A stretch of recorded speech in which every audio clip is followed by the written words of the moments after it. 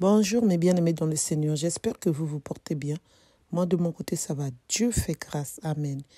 Après-midi, nous allons lire ensemble la lecture de la première lettre de Saint Paul, apôtre, aux Thessaloniciens. Chapitre 1, versets 4, 13 jusqu'à 18. Je lis au nom du Seigneur, nous lisons au nom du Seigneur.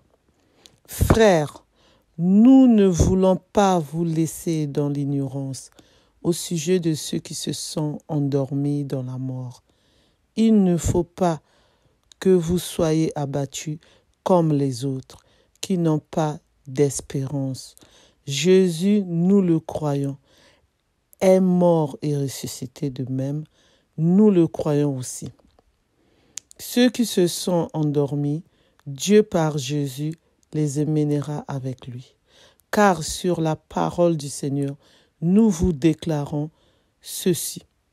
Nous les vivants, nous qui sommes encore là pour la venue du Seigneur, nous ne défoncerons pas ceux qui se sont endormis. Signal donné par la voix de l'archange et par la trompette divine.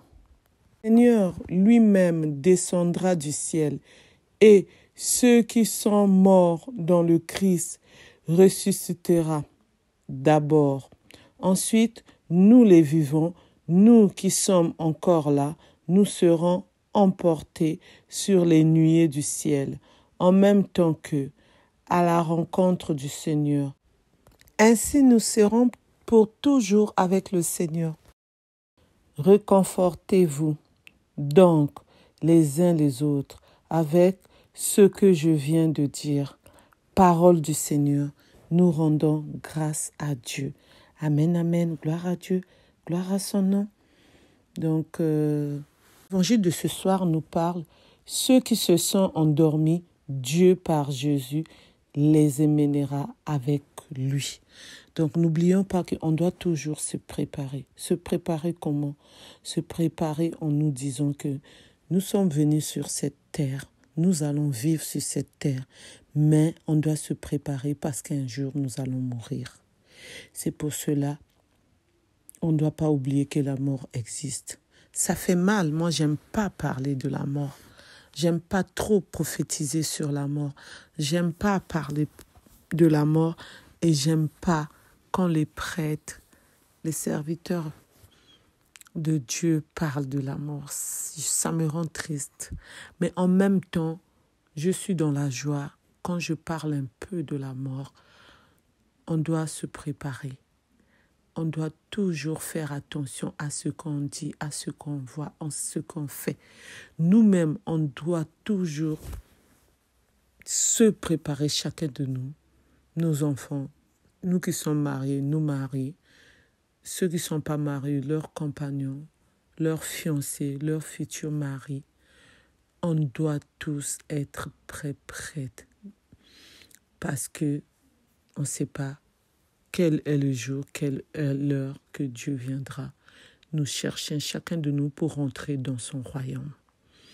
Et nous attendons toujours sa venue sur cette terre.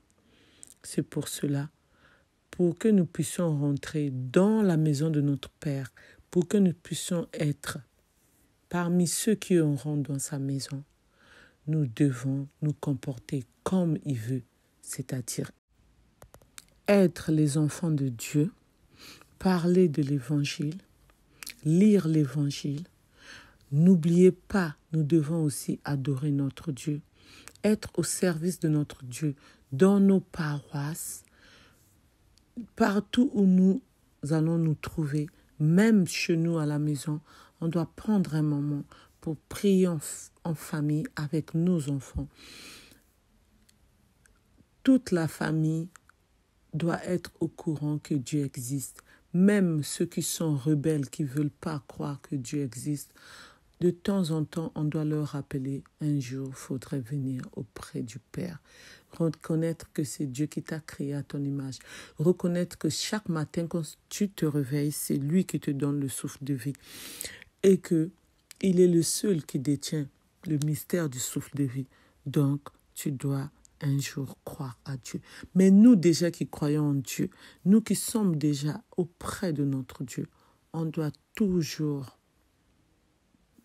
demander pardon, prier, écouter la bonne nouvelle, méditer la bonne nouvelle et apprendre à d'autres personnes qui ne connaissent pas tel ou tel verset de expliquer qu'est-ce que ça veut dire. Quand surtout Dieu nous parle en parabole, on doit toujours apprendre le temps de détailler pour que la personne, le frère, la sœur qui nous suit, qui nous regarde, qui est là avec nous, puisse comprendre la parole de Dieu. Moi, hier, je suis partie prêcher la bonne nouvelle avec les enfants de mon groupe de caté. Tout s'est bien passé avec tous les enfants de mon groupe de catéchisme. Les enfants étaient contents et contentes. On a même chanté la chanson de Comment ne pas te louer. C'est pour cela que je l'ai même posté sur l'onglet communauté. Parce que hier, c'était du waouh. C'est comme si on était dans la maison du Père déjà. C'était vraiment merveilleux. Vraiment, franchement. En plus de ça, j'aime cette chanson. Comment ne pas te louer, comment ne pas t'adorer. Comment ne pas te louer, Jésus, comment ne pas te louer, comment ne pas te louer, Jésus, Seigneur Jésus, comment ne pas te louer, Jésus, comment ne pas te louer, comment ne pas te louer, Jésus, Seigneur Jésus, comment. Quand je regarde autour de moi, je vois ta gloire. Seigneur Jésus, je te bénis. Comment ne pas te louer?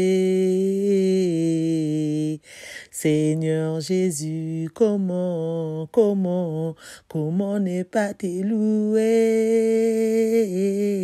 Comment ne pas te louer? Comment ne pas te louer,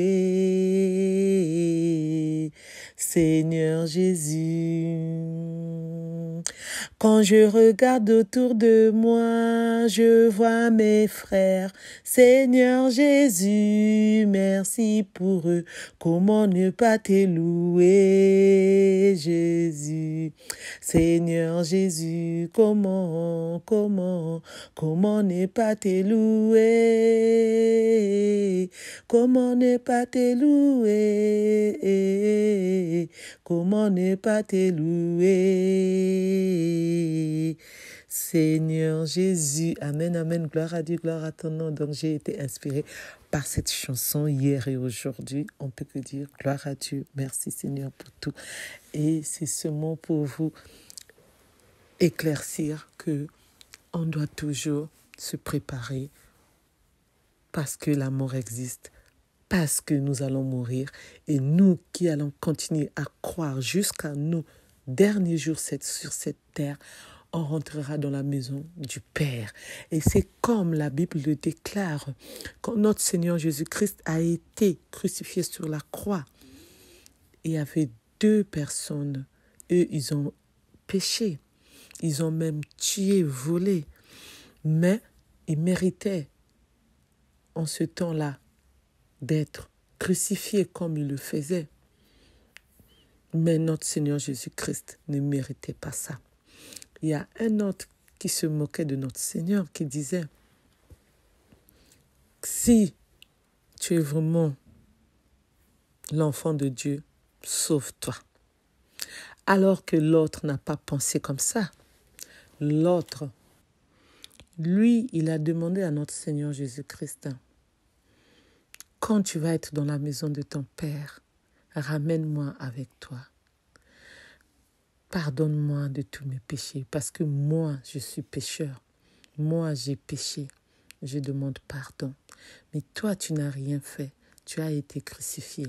Mais quand tu vas quand tu iras dans la maison de ton Père, ramène-moi avec toi. Et notre Seigneur Jésus-Christ lui a répondu,